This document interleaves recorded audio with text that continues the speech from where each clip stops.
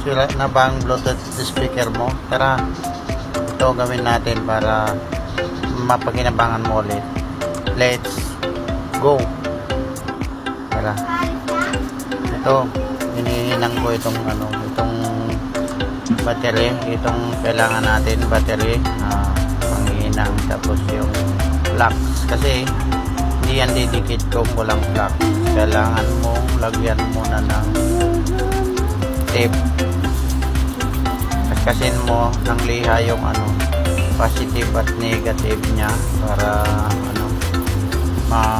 dumikit yung yung ating panghinang, yung soldering aid, para mahinang natin siya, para aray yan, para lumakas yung amperahe ng baterya, para magtagal yung radyo natin kasi 3.7 volts lang yan. At papatak yan ng 3.9, okay na yan. So kayang-kaya ng radyo mo yan, basta huwag lang lumampas sa 5 volts. Alam mo naman siya na Kasi pag lumampas sa 5 volts baka masunog yung radyo mo. Gayahin mo na lang to, simple lang. Magagawa natin to ng mas lumakas pa yung radyo natin.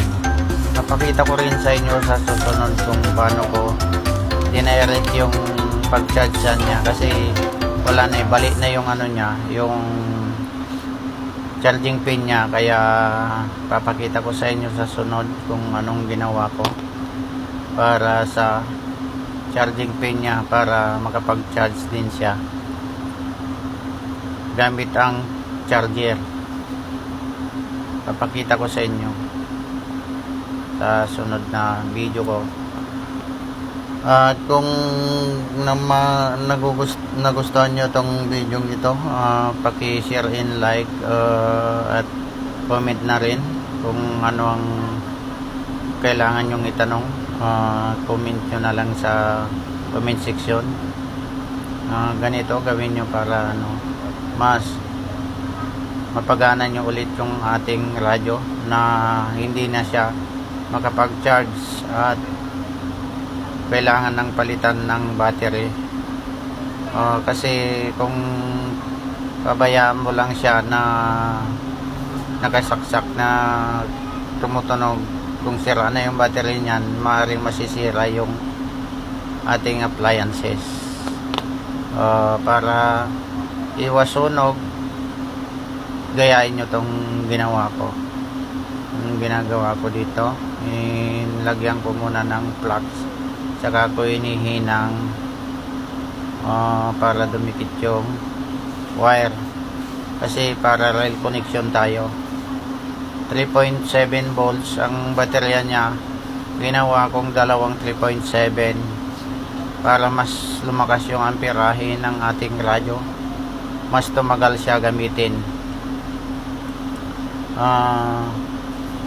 Kasi pag 3.7 volts lang tapos mababa yung amperahe niya, madali lang malubat yan. Pero pag dagdagan mo ng 3.7 volts ulit, magiging 3.9 siya, o 3.8 to 3.9 yung lalabasan ng baterya niyan, o basta hindi siya lumampas sa 5 volts, okay na yan siya. Kayang kaya yan ng radyo mo. Para yan, gayahin nyo lang tong ginawa ko, madali lang to na gawin. Hinihinang ko yung yung battery, bali kuwan niya na battery 8. Itong tag dalawa para sa radyo na maliit, yung isang apatan para sa kuwan yan, sa radyo yan na pang videoke na malaki, yung apatan. Bali dalawa lang muna yung dito. Sa susunod, bibidyoin ko rin, i-vlog ko rin kung paano ko ginawa yung malaking videoke. Linagyan ko ng battery para sa ating videoke kasi wala na, busted na yung baterya niya. O hindi naman pwede siya gamitin na pang video kung wala siyang battery. Kaya ginagawan ko din siya ng paraan para lumaki yung amperahe niya, kasi dalawang baterya lang, 3.7 yun. Napakita ko sa inyo sa sunod na video ko. Testing natin dito. Yan, hinihinang ko po yung mga battery at binabalot ko rin ng tape para hindi siya masunog, hindi yung mga wire natin, yung magkadikit-dikit, kasi pag nagdikit yan, mag-spark yan, masisira yung baterya natin.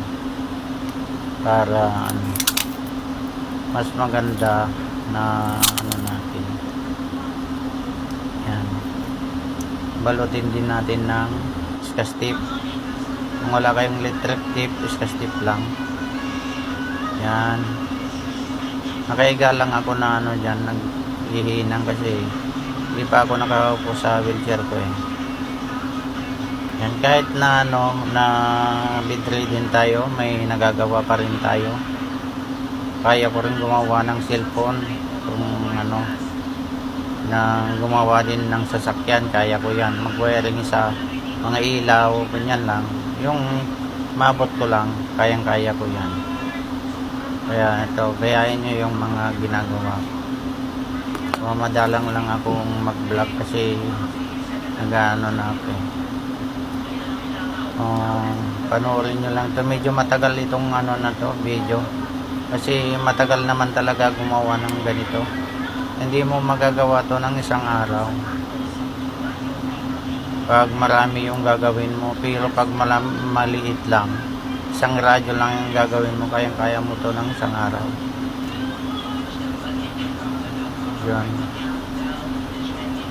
Medyo matagal dyan yung 4 na baterya para yan sa videoke. Yung pag videoke na medyo malaki na radyo, yung malakas din yung sound. Bali ginawa kong 4 yung battery niya, kasi 3.7 lang yung battery niya, kaya ginawa kong 4, naging 3.9. Yeah, basta hindi siya lumagpas sa 5 volts, ayos na yan. Kayang-kaya na yan ng natin, ng radyo natin. Kayang-kaya nyo yan gawin. Ako nga nakahiga akong ginagawa yan para magawa nyo, para yun, pagana nyo na yung Bluetooth speaker na radyo nyo. Gagana na yan pag magawa nyo. Madali lang gumawa, kaya manood lang kayo sa mga video ko. Marami akong gumagawa ko ng cellphone, amplifier, kahit na ganito yung katayuan ko sa buhay.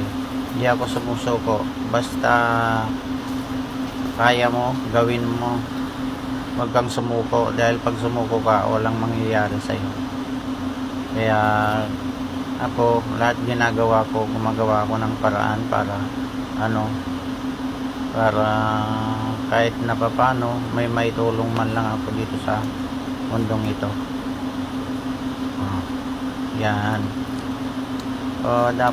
Dapat bago nyo ikabit din yung battery, i-tester nyo muna kung 3.7 ba o 3.8 yung battery, kasi pag lumagpas yan 3.9 yung battery, pag lumagpas yung volts niya, okay, hindi nakakayanin ng radyo nyo. Kung ano yung nasa radyo nyo, kung 3.7 nakalagay doon sa radyo nyo, kailangan hindi siya lumagpas sa 5 volts. Kahit na 3.9 volts, okay na yon.